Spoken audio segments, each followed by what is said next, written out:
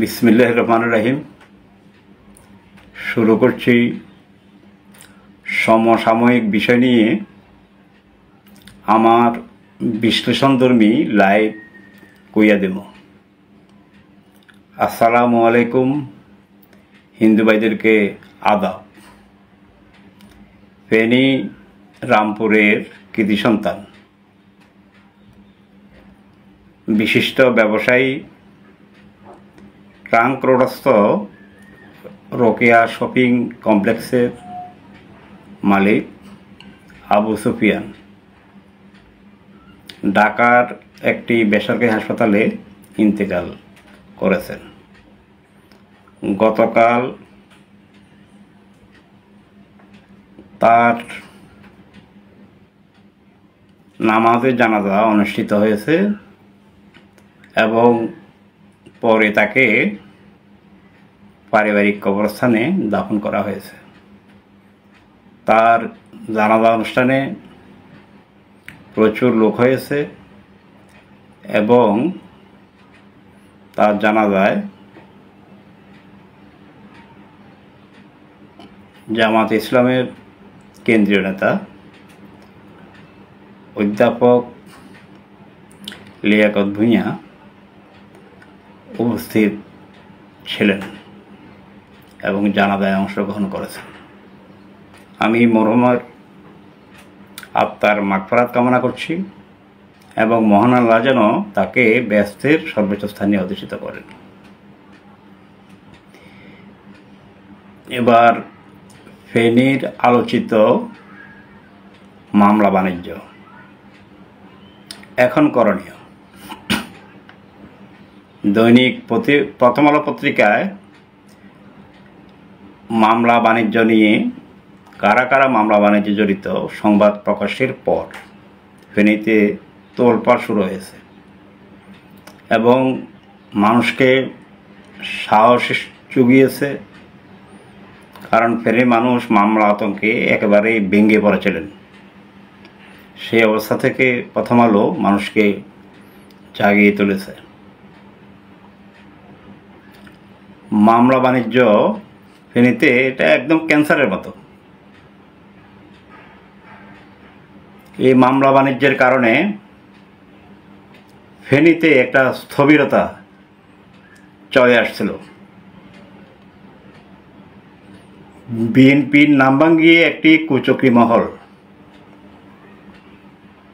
BNP থেকে হয়তো বলা হয়েছে মামলাটা দেখভাল করার জন্য, মামলাতে যেন সঠিকভাবে এজাহার লেখা হয়, সঠিকভাবে আসামি করা হয়। কিন্তু লোভী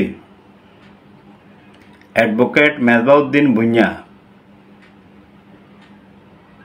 অর্থাৎ ছোট মেজবা এবং আরও 2-3 জন আইনজীবী, কিছু তাদের দালাল, কিছু পুলিশ এবং তারা আতঙ্ক সৃষ্টি করার জন্য, মব সৃষ্টি করার জন্য বৈষম্য বিরোধী ছাত্র জনতা এবং সমন্বয়ক নামধারী কিছু লোককে হাতে রেখেছিল। কয়েকদিন আগেও সমন্বয়ক বৈষম্য বিরোধী নাম দিয়ে কয়েকজন ফেনীর বিজ্ঞ জজকোর্ট আদালতে মহড়া দিতে মিছিল করতে দেখা গেছে এবং পরবর্তীতে আইনজীবী সহ তারা বক্তব্য রেখেছে এবং তারা এও বলেছে তারা জজ কোর্টের উপর, ম্যাজিস্ট্রেট কোর্টের উপর নজর রাখছে। অর্থাৎ ওখানে কেউ গেলে ধরবে, ধরিয়ে টাকা পয়সা আদায় করবে অথবা হেনস্থা করবে। এগুলো ফৌজদারি অপরাধ। প্রথম আলোতে সংবাদ প্রকাশের পর এটা একেবারে পরিষ্কার হয়ে গেছে এবং অনেকে মুখ খুলতে শুরু করেছেন। অ্যাডভোকেট মেজবাউদ্দিন ভূঁইয়া ছোট মেজবা এই মামলা বাণিজ্যের সাথে জড়িত। তো আপনাকে মামলা দেখাশোনার যে দায়িত্ব দিয়েছে, আপনাকে মামলা বাণিজ্য, মামলার কথা বলে বিভিন্ন লোকের কাছে হোয়াটসঅ্যাপে, ফেসবুকের মাধ্যমে এজাহার পাঠিয়ে পরে আবার টাকা দিলে তাদের, যারা টাকা দিয়েছে তাদের নাম বাদ। তো এটা তো অপরাধ। এটাও মামলার কথা বলে লক্ষ লক্ষ টাকা নেওয়া, এটাও তো ফৌজদারি অপরাধ। আপনি আইনজীবী হয়ে আইন ভঙ্গ করেছেন, অপরাধ করেছেন।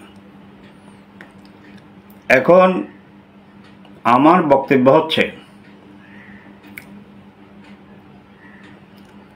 অ্যাডভোকেট মেজবাউদ্দিন ভুঁইয়া, ছোট মেজবা, তার আরও 2-3 জন সহযোগী, এদেরকে আইন আমলে নিয়ে আসতে হবে, এদেরকে গ্রেপ্তার করতে হবে এবং রিমান্ডে নিতে হবে।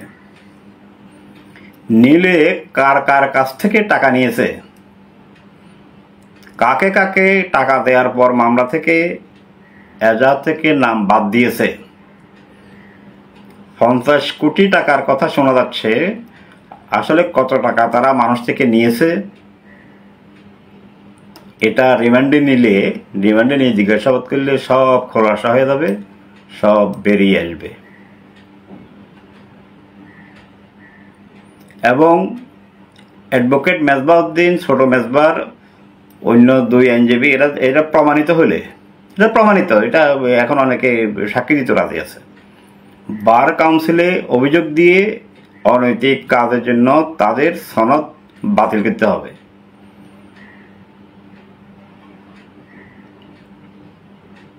অচিরেই তাদের বিরুদ্ধে আইনানুগ ব্যবস্থা, মামলা দিতে হবে এবং ফেনীর সর্বস্তরের জনসাধারণকে এদের বিরুদ্ধে ঐক্যবদ্ধভাবে প্রতিরোধ গড়ে তুলতে হবে। না হলে বাঁচার কোনো উপায় নেই, কেউ বাঁচাবে না, বিএনপির নেতাও বাঁচাবে না, তারা তাদের নিজেদের চিন্তায় ব্যস্ত, পুলিশও বাঁচাবে না, কেউ বাঁচাবে না। ফেনীর মানুষকে, সাধারণ মানুষকে ঐক্যবদ্ধ হইতে হবে। ঐক্যবদ্ধ হয়ে এই সালিশ বাণিজ্য যারা করেছে, তাদের নাম পত্রিকায় এসেছে, যাদের বিরুদ্ধে সাক্ষী পাওয়া যাচ্ছে, তাদেরকে প্রতিরোধ করতে হবে এবং তাদের বিরুদ্ধে মামলা করতে হবে। আর যে বাদীরও দায়িত্ব আছে,